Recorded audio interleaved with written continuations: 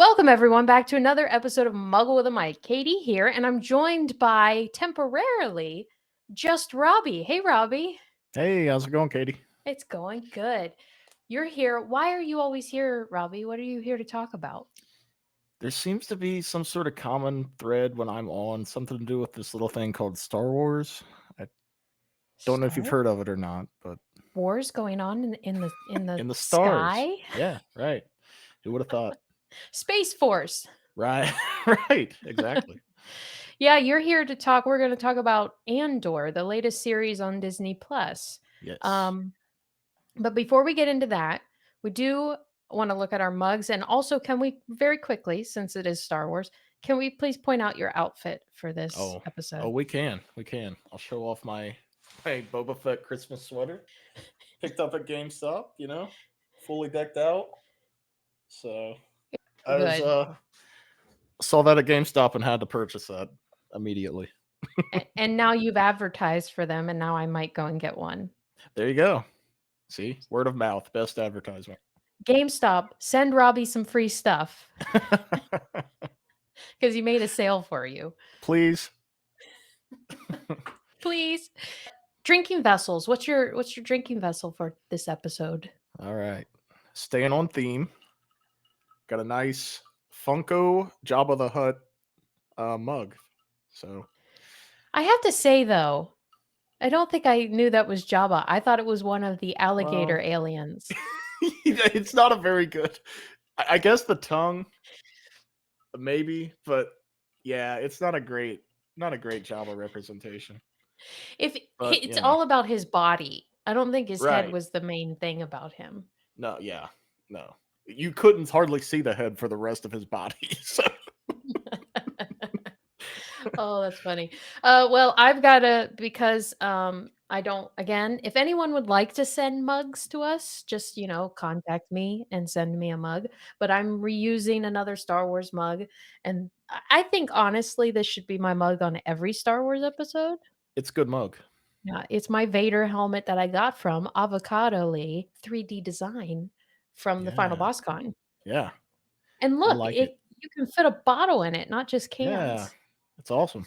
Yeah, and I like my pop flat, Ah, so I shook it flat up. popper. Yeah. Okay. So, everyone can notice or from the audio or from the video that Phil's not here right now. We had planned on him being here, but he got held over at work. So we're kind of playing this by ear, and hopefully Yep. he'll join us later in the episode to watch the live reaction to the season finale of Andor. Yes. That sounds about right. That's the thing is then you have to It's get into your mind what's Vader doing at this point. right. Yep. There's so much to think about. So, So so much. how soon before this did the whole thing with Ahsoka go down? Where the end of episode 3. So, the end of Revenge of the Sith and like the end of the Clone Wars. Yeah. So, that would have been roughly 15 years. Okay. Yeah. So also 14 to that 15 means timeline-wise, the Obi-Wan series happened has about already. 5 years before this. Correct. Yeah. You're getting it. Yeah. Yeah. Good job. Which, yeah, what's your take on that about how the Senate, like, hardly anyone's there? Yeah. No You one's can paying just see. attention. That's what happens when a republic falls to a dictatorship. Not a Cray lot of cray. opinions. Yeah, not too many people willing to share their opinions and differences. To a Oh, yeah. tyrannical empire. So I did like that contrast though because you see it all through the prequels of the Senate chamber. It's just filled with all these alien races and different planets that are there for the Galactic Senate. And now you hardly see anyone. Oh, yeah. Yeah. Yeah. No, it's a very interesting. I have a feeling like a general Star Wars fan. I don't know if I fall under that, but a general Star Wars fan who just likes to go and see and not really try to remember everything might not find this series as entertaining. Yeah. It's a very dialogue heavy series and you got to really pay attention to the dialogue and uh you learn a lot of plot from the dialogue, which isn't always the case with Star Wars. A lot of times you're just kind of there for the action, and the action is what drives the plot along. So It is a cool thing. yeah, yeah, Yep. indeed. Well, before we get we've already started into the talk. We'll keep And we going. have, yeah, But I do have a couple things I want to go over before we get into fully into the Star Wars talk. yep. Number one thing that I need to report and document on this podcast. Something major happened. Oh And boy. yeah, yeah. I have even like props to go with it. Are you Oh ready? man, I'm ready. Chris Evans was named the sexiest man alive. I was so ready for that. This is groundbreaking. It is about darn time. I Well, mean, come on. he's a handsome lad, you know? You He's can't a deny it. he's Can't a deny handsome lad. it. Yeah, he's a good looking Oh, dude. that's good. So But anyway, I had to document it. yeah. Um, and I love him. Okay, moving on. I do love him. I'll say it again. I love him. Anyway, Katie, then do you the love him? I guess what? I don't want it to be shocking, but I love him. Okay, okay. Andor is a prequel series to Star Wars Rogue One. In an era filled with danger, deception, and intrigue, Cassian will embark on the path that is destined to turn him into a rebel hero. It's created by Tony Gilroy, who also wrote Rogue One. Um, he also wrote for House of Cards, and he was the director of The Bourne Legacy.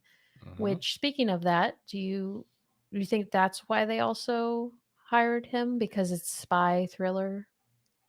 Yeah, I do think so. I mean, I think that definitely played a role in it because even Rogue One had, spy elements to it, kind of at the Mhm. beginning with Cassian. So yeah, I do think that played a big part in it. I think this series is a prime example of character development. Yes, the character, every character really in this show has been just phenomenal as far as their development is going, Yeah. and a lot of the performances, it's probably some of the best acted Star Wars I think that we've seen.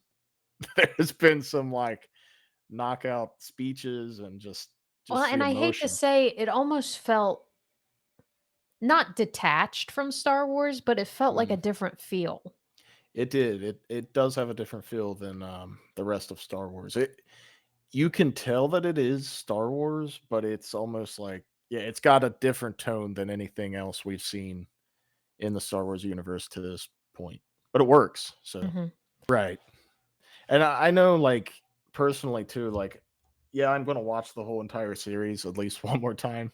Yeah. But I know there's some episodes I'm gonna go back to and just like watch again and again because it Yeah. was just so Star Warsy and just the impact of it, the Okay, emotion of it. speaking of that, Yeah, is it Luthen? yeah, yeah. Okay. Luthen. Yep. How when did he get a cheese cutter laser on the wings of his ship? I don't know when he got that or how he got that, but I am glad that he did get it because when he shoots those lasers out of his ship and they're just spinning around and he cuts those TIE fighters in half, I was like, it felt like it was something out of like a James Bond movie. It was a James Yeah, Bond starship. it was. Yeah. And he's got the little things that ruin the satellite dish, the That was cool tractor beam. too. Yeah, the tractor beam, it broke up. He was able to break free because those just crashed into the big satellite dish. It was Well, really and I cool. think that was really cool because the whole time you're thinking he's just this guy that goes and manipulates people and, Mhm. does the talking. Right. Well, But guess no, what? He does the walking too. he's yeah, he talks the talk, but he can walk the walk too. Yeah. Yeah. And I wanna know what's his background that he has that I and can do that. I know, that's Luthen, there's like I said, the whole cast has been great, but I think Luthen is my like the character I'm most intrigued by, Uh-huh. because he seems like a very, very early founder of the rebellion. You can see like the show alludes to like, hey, there's these rebel cells out and about, but we're not unified, and that's Luthen's vision. He wants everyone to a lie to Work together. pledge allegiance to each other and work together to take down the tyranny, but it just hasn't happened yet. Obviously, we know that happens based on the greater timeline, but Right. it's kind of alluding to Luthen being one of the kind of founding fathers of the Rebel Alliance. He's George Washington of the He's Rebel he's a Alliance. revolutionist, yeah. Do you think his relationship with his mom is super sweet? And then the Yeah, yeah. relationship with that robot. B2 emo. Is that his name? Yes. Emo? B2 emo. EM0, but they call him B2 emo. Yeah, but that's funny because he kind of is emo. He's always like Yeah, sad. yeah. That's funny. I love every time he stutters too. He's like, Marva. That's Cassian. It's like, who would I have don't thought want it you to would? go. Yeah. I want Marva. But no, he's super cute. Now, do you think his consciousness eventually goes into the droid from Rogue One? That's yeah, I think so. I mean, it's not an exact voice. I don't know if they've even put out a voice actor for this droid, but Oh, I really? know Alan Tudyk voiced K2. Yeah. Do you think that sounds like Alan? I don't think it necessarily needs to. Yeah, I don't either, but It's it's a whole different almost droid. K2. Yeah, I think you're spot on. I think the B2 will somehow become, if you want to call it, reincarnated as K2SO. So. It's almost like I want to go back and watch Rogue One to Well, see if I because can.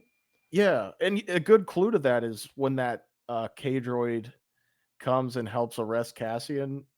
His voice is like it's like like it doesn't sound anything Robotic, like yeah. yeah.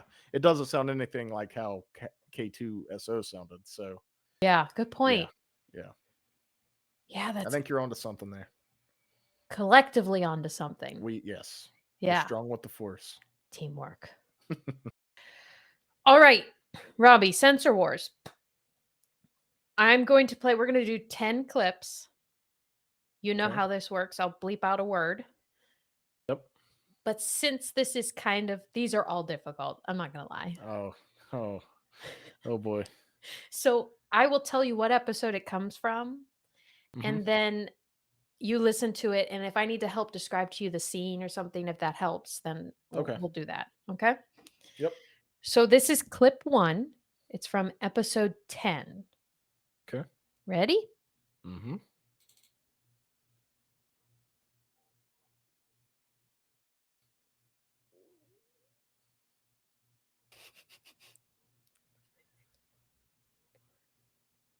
That when they say we are being released, we are being transferred to some other prison to go and die. And that ends today. There is Okay. I think I know this one. Okay. There's only one way out. I have a feeling there's going to be delays. that when they say we are being released, we are being transferred to some other prison to go and die. And that ends today. There is one way out. And that's such a good speech. And It was he's got an top-notch. iconic voice. So good. How's it going, Phil? Oh, it's going. Hi, Phil. Okay, well, why don't we do this? We'll just do it together. You guys work together to get these last few, and then we'll get into the episode. Sounds good. Okay. So I was telling Robbie, this is from episode 4, and it's when Cassian and Val are talking together when they're first teaming up. Okay, here we go. Why so far? We're robbing the armory at the Aldani garrison. There's an Imperial airfield nearby, and they've got nothing better to do than patrol. So, this is the safe route. He told me about the payroll, not the garrison. I don't know who you're talking about. Taking on an Imperial armory? Are you not joining us? Us? How many of us are there? Now we are. So you have to think of how many people Yeah. were in that gang that were attacking the armory. 8. Yeah, it's 7 or 8. I'll say 8. Okay. Phil answered that confidently. He did. He did. Full confidence. All right, here we go. Are you not joining us? Us? How many of us are there? Now we are 7. Ah, Oh, don't.